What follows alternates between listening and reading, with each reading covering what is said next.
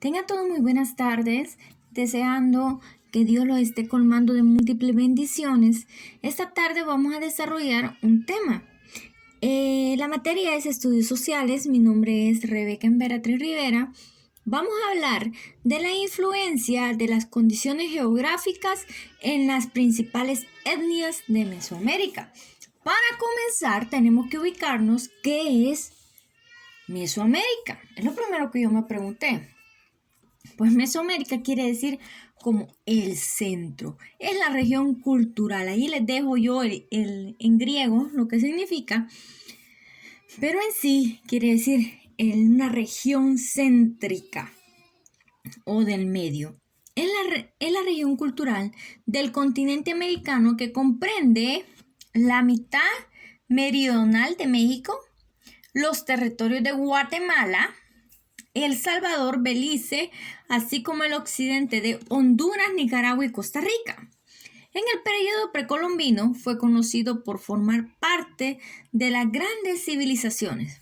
No debe confundirse con la región mesoamericana, ¿verdad? Que son diferentes.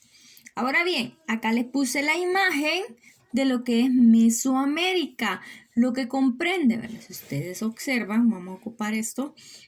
Esta parte es Mesoamérica. Hasta ahí espero que vayamos comprendiendo. Vamos a hablar un poco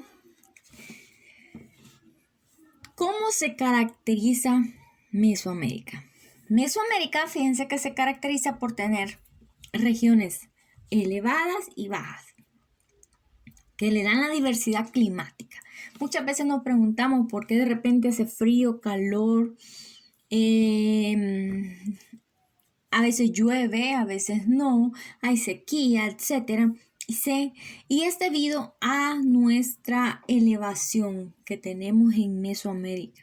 Tenemos una diversidad de clima, por eso es llamado tropical, ¿verdad? Porque normalmente no tenemos definido lo que puede suceder el siguiente día. Las tierras elevadas son conocidas como altiplanos.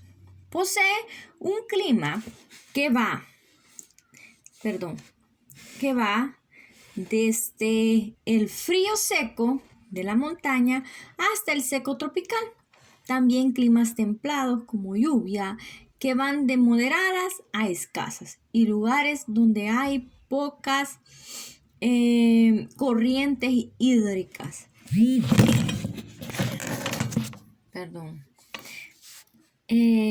De caudal, ¿verdad? Reducido. ¿Qué quiere decir eso? Que tenemos muchos corrientes hídricas, se refiere a los ríos. Hay ríos que tienen caudales altos porque suponiendo que un río, nada más a manera de ejemplo, esté ubicado en esta zona de este cerro, cae con fuerza. Esto se llama caudal, ¿verdad? Y lo que recorre el río, todo eso es llamado caudal. En las tierras bajas, en cambio, predominan los climas tropicales con abundantes lluvias que propician el desarrollo de selvas que cubren parte de las llanuras costeras. Por eso nuestro país, por eso nuestra zona es tan cambiante y tan diferente, ¿verdad? Ahora vamos a hablar un poco de la cultura. Esto es importante que lo desarrollemos. ¿Por qué? Porque así nosotros identificamos todo lo que es la geografía. Primero, el término cultura se define como el conjunto de modos de vida y costumbres, conocimientos y grado de desarrollo artístico, científico, industrial en una época o grupos sociales dentro de la sociedad. Por eso yo le ponía aquí esta imagen, ¿verdad? La cultura encierra en sí todo. Nuestra forma de vestirnos, la comida, etc. Por eso es que a veces decimos, ay, en otros países actúan de esta y de otra forma. No quiere decir que nosotros estemos actuando mal. Simplemente nuestra cultura es diferente a la de otros países. Esta se puede dividir en dos categorías. La primera es la cultura material y la segunda es la no material. La cultura material se refiere a la totalidad de objetos que posee y crea el ser humano, individuo o colectivamente, para desarrollar todas las actividades cotidianas. La cultura material es extensa. ¿Por qué? Porque abarca comidas, la forma de vestir, los juegos que se practican y las diferentes herramientas que se utilizan. Quiere decir que los materiales es todo aquello que nosotros vemos, sentimos y palpamos, ¿verdad? Tenemos también la cultura no material. Se refiere a los elementos que están presentes en la cultura, pero que no son tangibles. ¿Qué es la palabra tangible? Esto lo desarrollamos en clase. Tangible se refiere a lo que se puede tocar. Intangible es a lo que no se puede tocar. Por ejemplo, los valores morales de cada sociedad, la región, el lenguaje, las expresiones artísticas que forman parte del folclore de un pueblo y las formas de organización social. ¿A qué se refiere eso? A nuestra forma de hablar, nuestro lenguaje, ¿verdad? Hay países, por ejemplo, en Colombia ellos hablan de manera cantada, ¿verdad? O sea, todo tienen una acentuación diferente a la de nosotros. Igual acá en El Salvador, no hablamos igual los santanecos que los que viven en San Miguel. O no se diga los que viven en las islas, ¿verdad? Son personas que tienen diferente lenguaje. Por eso son culturas no materiales. En la actualidad podemos observar el reflejo de la cultura inmaterial en las celebraciones de las cofradías de los pueblos o de los santos patronos. Aquí en El Salvador, el famoso 6 de agosto, el Día del Salvador del mundo. Todo esto es cultura. Vamos a hablar de las organizaciones políticos sociales de los pueblos prehispánicos de Centroamérica, las semejanzas y las diferencias. Por eso es importante introducir con el tema, con todo lo que hemos venido hablando. Primero, la estructura social de los pueblos prehispánicos constituía una unidad política y administrativa con tierras en común que eran distribuidas por un jefe titular o cacique. Pues quiero que comprendan esto. Siempre nuestra naturaleza como ser humano ha llamado a la administración de recursos. Ustedes ya saben que son recursos, ¿verdad? Recursos es todo lo que nosotros podemos agarrar, cambiar, modificar, transferir. O sea, todo lo que nosotros podemos ver, tocar y lo intangible también. El ser humano siempre ha tenido la administración de estos recursos. Entonces, en la época histórica o precolombina, existía una administración. Si ustedes observan, había un jefe. Además, fíjense que la familia era nuclear, en donde los matrimonios eran civiles, religiosos y estrictamente monogámicos. ¿Qué quiere decir monogámicos? Que no tenían 5 esposas, ¿verdad? O 5 esposos. Era nada más esposa y esposo. Por eso eran monogámicos. ¿Qué se refiere con familia nuclear? Papá, mamá y hermano. No era familia extensa.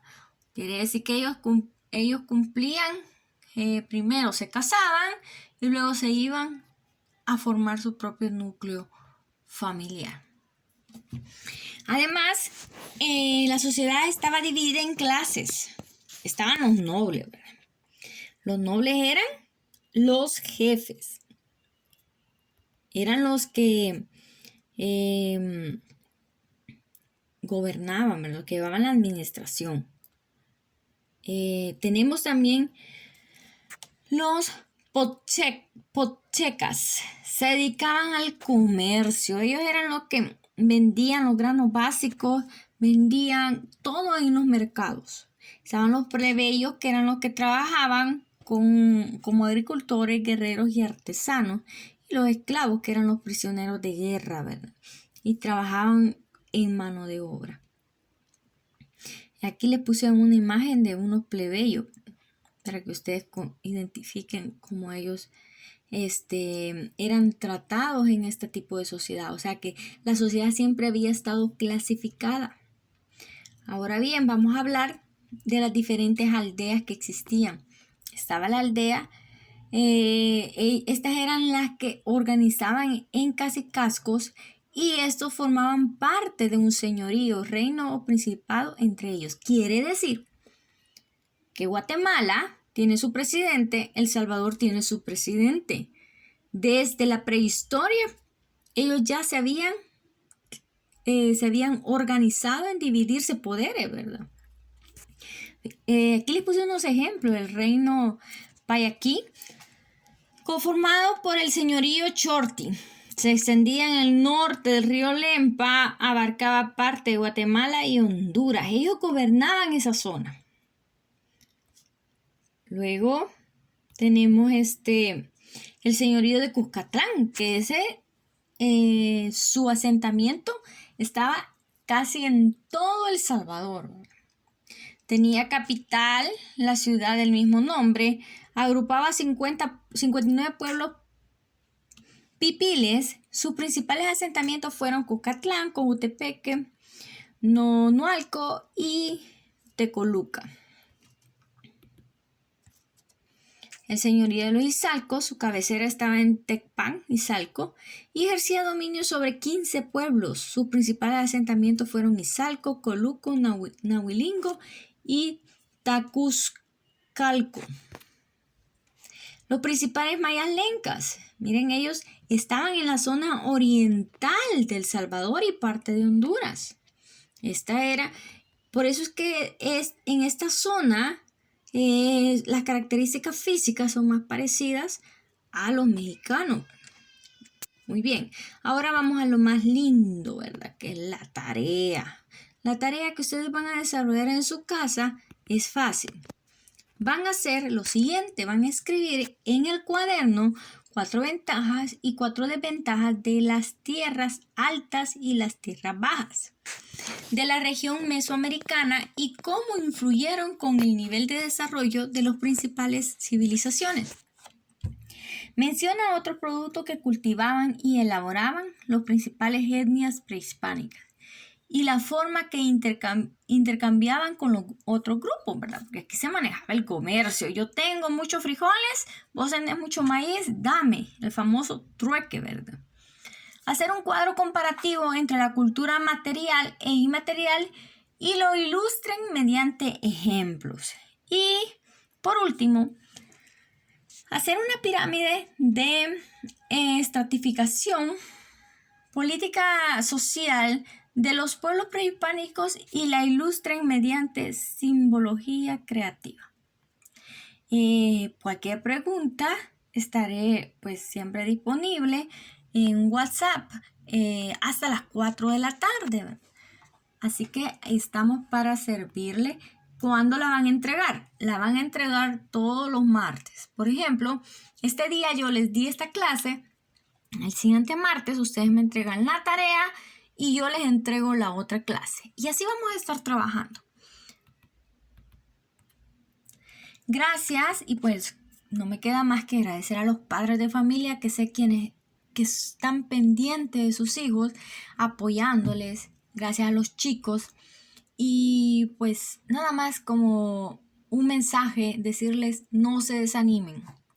Somos una especie que jamás ha expirado, ¿verdad?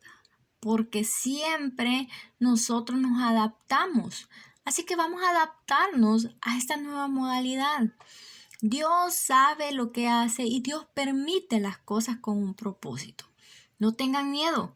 Dios nos cuidará. Dios protegerá a los suyos. No olviden orar, encomendarse al Señor y Él nos guardará.